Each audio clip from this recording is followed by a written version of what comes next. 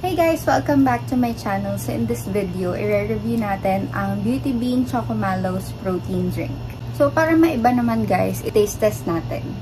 So ako, na-try ko na siya actually guys sa hot and sa cold. So mas nagustuhan ko siya guys sa cold. Kapag hot kasi guys, yung marshmallow, naghahalo yung lasa niya. Parang nagkakaroon siya ng hint ng strawberry.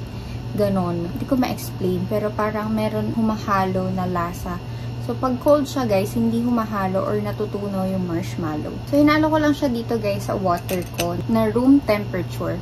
Tapos, ayan, gustong-gusto ko yung may mga buo-buo talaga dyan sa ibabaw na powder.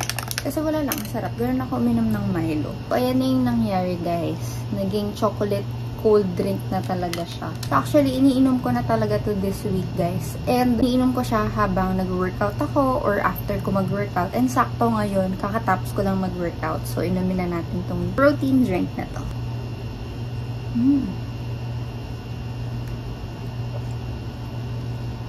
Ang sarap niya talaga, guys. Para talaga siyang Swiss Miss na may marshmallow. Hindi na ganun yung lasa, guys. Pero, syempre, ito, guilt-free. Hindi ka magigilty dito kasi stevia ang ginamit as a sweetener. So, hindi kayo mag-worry sa sugar nyo. Sarap! Sweet tooth talaga ako, guys. So, na-enjoy ko siya. Plus, kapag cold nyo siya, tinimpla, guys, yung marshmallow, buo siya. Hindi siya yung tulad pag tinimpla nyo siya as hot. Natutunaw. Tapos, hindi nyo na nafe-feel na may marshmallow. And, guys, naubos ko agad siya. Kasi, ang sarap talaga. Favorite ko talaga siya and gustong-gusto ko yung mga benefits. So guys, itong drink na to, perfect na perfect to para sa lahat. Whether nagpapapayat ka or gusto mo mag-gain ng weight, perfect to sa inyo.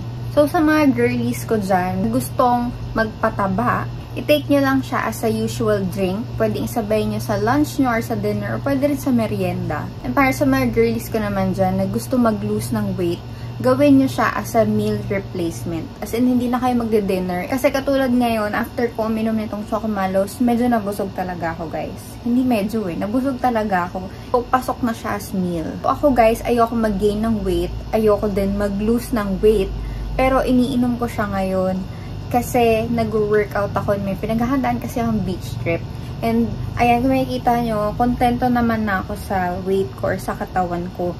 Pero gusto ko kasing maging firm yung, ayan o, kasi syempre, masyado siyang loose. So, gusto kong i-tone yung katawan ko. Kung magkaroon ng onting muscle. And perfect na perfect, guys, na habang nag-workout, meron kayong iniinom na protein drink or mayaman sa protein yung food intake natin. And since ako hindi ko yung nagagawa lagi, so, kailangan ko tong drink na to para matulungan ako sa pag-build ng muscle. And guys, itong drink na to ha, hindi ka magigain ng fats dito. Actually, ang i-gain mo talaga is yung muscles. So, healthy way siya guys para mag-gain ng weight. And usually guys, sa mga nag-gym talaga, no, yung mga as in bodybuilder, talaga ang tinitake nila ay yung whey protein kung familiar kayo. Pero ito guys, hindi to whey. Ang ginamit dito is pea protein. Ano nga ba ang difference ng pea protein sa whey protein? Ang pea protein, of course, ito ay plant-based. Whey protein naman ay animal-based siya. So of course, ang pea protein ay made from peas at ang whey protein naman ay made from milk. So, yung pea protein, guys, yung lasa niya ay earthy. Pero, syempre, since ito, flavor niya is chocolate, lasang chocolate siya. And yung whey protein naman, guys, syempre, gawa nga siya sa milk. So, milky yung lasa niya.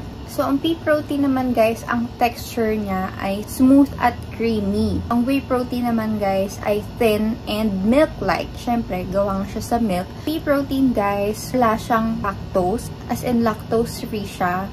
Ang whey protein naman may contain lactose. Also guys, gluten-free din ang pea protein. Unlike yung mga whey protein, it may contain gluten. So pares naman siya guys na pwede natin siyang ihalo sa food and sa drinks. Ang best time para inumin to guys ay sa morning talaga. Lalo na kung hot chocolate yung bet nyo.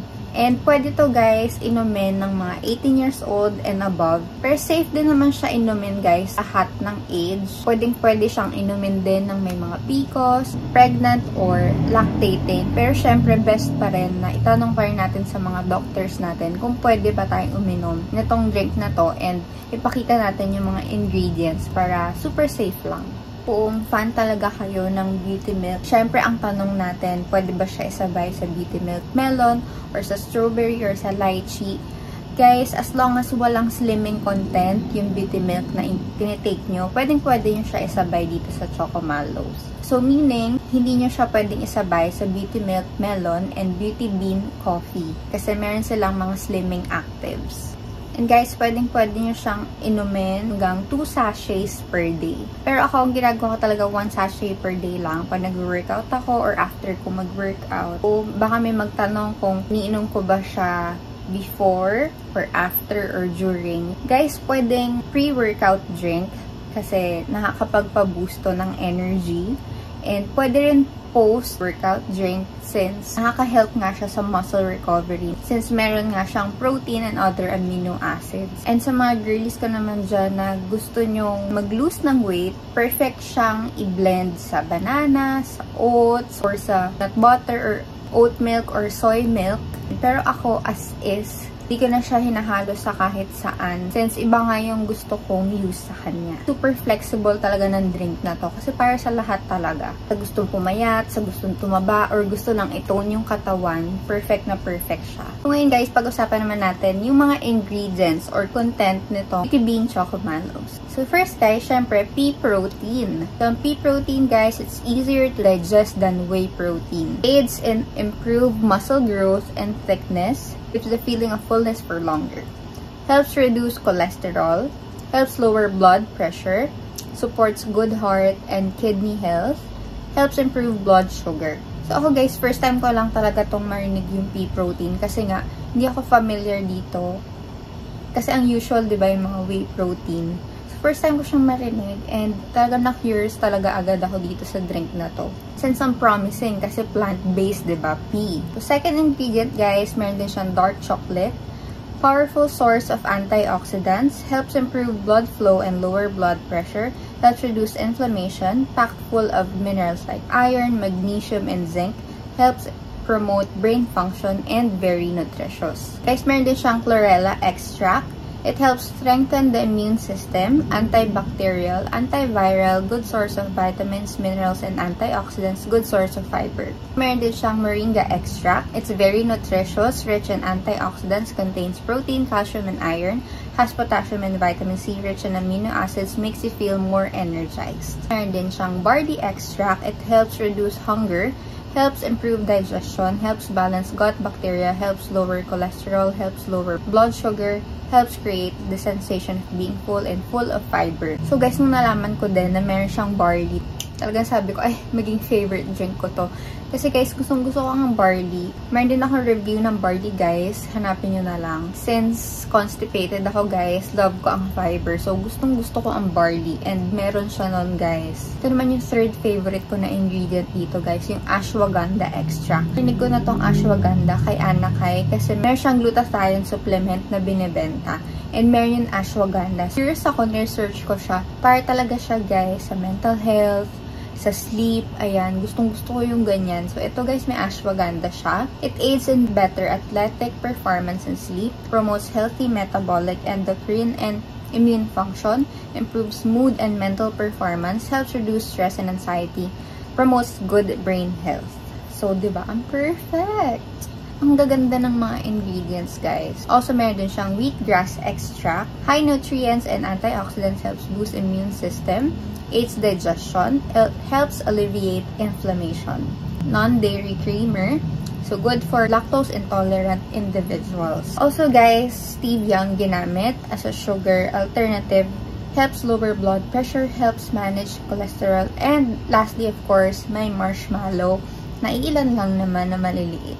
And kung interested kayo guys na i-try itong drink na to, ililink ko na lang sa description box below. Kasi guys, legit distributor po ako ng beauty milk. So, sa akin na kayo kumuha kasi syempre may mga dami nagkalat dyan ng mga fake or mga gumagaya sa beauty milk. Kung sa akin kayo kukuha, sure na legit yung maiinom nyo. Kung sa super pretty ng packaging niya. Tignan nyo naman guys, dito ko siya inopen. Inalis ko lang yung ano niya dyan. Tapos, Parang ziplock siya, diba? Tapos nandiyan na yung 10 sachets. So, ito pala guys, 385 pesos lang siya for 10 sachets. And malalaman nyo kung original or legit ba yung nabili nyong drink.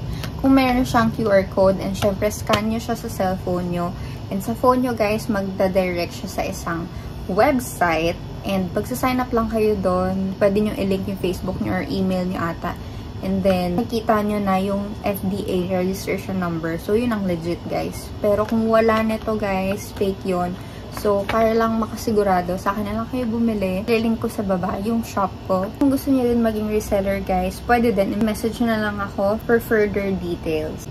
And if you have any questions, feel free na mag-comment din. Kung meron din kayong any suggestion na gusto nyong i-review pa natin, comment nyo lang din sa baba. So that's it for this video, guys. Thank you so much for watching, and I'll see you on the next videos. Bye!